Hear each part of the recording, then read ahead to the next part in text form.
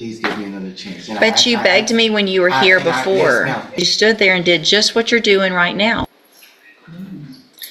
Good morning, you're Antoine Dill? Yes, ma'am. And Mr. Dill, you were previously in court and entered pleas of true to counts 1, 2, 3, 4, 5, and 6 in a motion to revoke your unadjudicated probation. On probation for the second-degree felony offense of burglary of a habitation, placed on probation. I think the dates in this updated report are, I must be wrong. It says on May 8th, 2025, he met with the high needs officer for the initial visit. Should that be May 2024? Yes. Okay, all right, just want to make sure. So, placed on probation back in April of 2024 for that offense. The allegations, failure to report, failure to work, testing positive, that didn't do the theft prevention class, behind in fees, and behind in restitution. There was no agreement, is that correct? That's correct. That's correct, Judge. Mr., and I've received an updated pre-sentence report. Has everyone had an opportunity to review that report? You have, Judge. I have none. Any additions or corrections to that report? Nothing from the defense, Judge. Nothing to say other than Ms. Court has anything additional.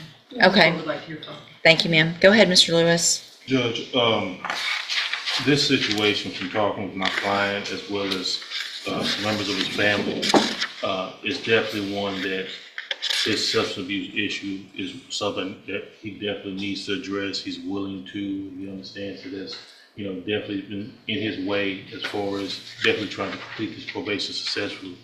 I would also like to add to that after speaking with him and with some of his family members that I don't believe he was on any type of mental health or any type of conditions dealing with his probation. He was I know it's high needs. High needs. Mm-hmm. Because from talking with him, there's definitely some things he has gone through in his past that I think affect him and are triggers for him. And I believe that, if he's able to get that type of help, to help with that, I think that would definitely help with the substance abuse issue. I believe there are vehicles available through community supervision that can address that. He's more than willing to accept that help at this point, understands he needs it. I know it looks like the recommendation in the updated PSI from probation is for ISF. It's something that they would recommend. He's more than willing to comply with that and try to work with that as much as possible. If there is anything that's available that has some type of aftercare or anything, he's more than willing to do that as well. Especially, like I was saying, as far as, any treatment he can get as far as, that would definitely help with some of the traumatic things he's gone through in his past. I think that would definitely help with the substance abuse issue going forward for him, Judge. Okay, and the recommendation isn't necessarily ISF, it's if I were to continue, right. but the recommendation sounds like they've exhausted all efforts that, anyway, Ms. Smolfino? Judge, I certainly respect all the efforts that Ms. Court has put into this defendant, and I don't ever like to overstep what the recommendation of the probation department is with respect to trying to help a probationer, but my read of it is that it's probably time for revocation, but I certainly would defer to what you all. Well, it sounds like that's the recommendation of probation as well, really. Is that correct, ma'am? Yes, ma'am. Yeah. I mean, Can I sure, go ahead. please speak?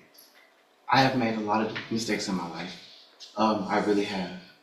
But I beg you, Your Honor, please give me another chance. And But you begged me when you were here before. Yes, ma'am. And I got out, and the second day I was back on the streets. I did not have a plan for my life outside of just getting free. I met with the ASAP team, and they really gave me a lot of inspiration, a lot of hope so that I can change my life.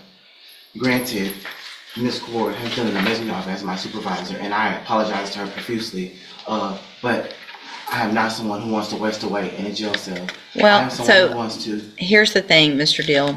When I looked back at your original pre-sentence report, Yes, ma'am. there wasn't an agreement in that case. It was a cap.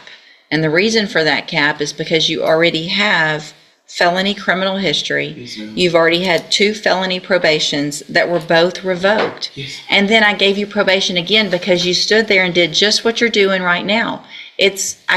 You saying the words, Please. stop. You need to stop because it's not going to get any better. Yes, ma'am. Okay? Yes, ma'am. By what you can say. I appreciate that you probably would like to do what you're saying. Yes, ma'am. But you've been given every opportunity. Probation's worked with you. Again, those felony probation revocations, one was in 19, one was in 2021. It's not like they were a long time ago. You've been given every opportunity on probations now 3 times. 3 times. And she worked with, when I'm reading through this pre-sentence report, Ms. Kaur tried to contact you, she tried to I didn't reschedule. have a phone. I was just texting her. I was homeless. I have been homeless a lot of my life. But that's what probation's for, is to help you. You have to go to probation. You can't keep using those things as an excuse. Yes, ma'am. All right, so I'm going to find that you entered your pleas of true to counts 1 through 6 freely and voluntarily. Yes, ma'am. Find those counts true. Find sufficient evidence to find you guilty, and at this time, find you guilty of burglary of a habitation. Yes, ma'am. Going to sentence you to a term of 5 years in the institutional division of the Texas Department of Corrections. You will receive credit on that sentence for any time that you've been in custody that the law gives you the right to receive. I'm going to hand you the trial court certification. I need you to sign that with Mr. Lewis. It shows that this was not an agreement, so you do have some limited rights to appeal. I'm also handing you a written admonishment regarding your ineligibility to possess a firearm or ammunition. Because of the judgment entered against you, you're ineligible under Texas law to possess a firearm or ammunition. Possession of a firearm or ammunition could lead to charges against you. Firearm is a legal term, and you should read that written admonishment I provide you to see what devices qualify as a firearm. If you have questions about the laws that make you ineligible to possess a firearm or ammunition, or about how long that lasts, you can talk to Mr. Lewis. Yes, ma'am. I understand this isn't what you want. Take advantage of it, and when you get out, take advantage of opportunities in the community, because there are some that can help you. Thank you. All right? You And go I back wanna with say one last thing to you, Judge.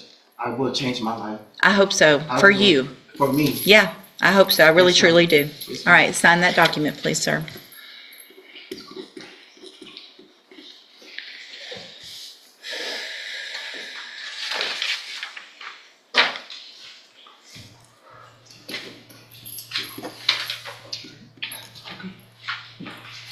A repeat offender stands before Judge West begging for one last chance, but the judge remembers everything. After multiple probation violations, failed drug tests, missed check-ins, and years of broken promises, the courtroom turns tense as Judge West delivers a brutal reminder, "You did this before." The defendant pleads for mercy, admits his mistakes, and promises to change his life, but the judge refuses to believe the same excuses again. What follows is an emotional courtroom moment filled with regret, hard truths, and a sentence that changes everything. Watch until the end to see Judge West's powerful response and the final decision that left the courtroom silent.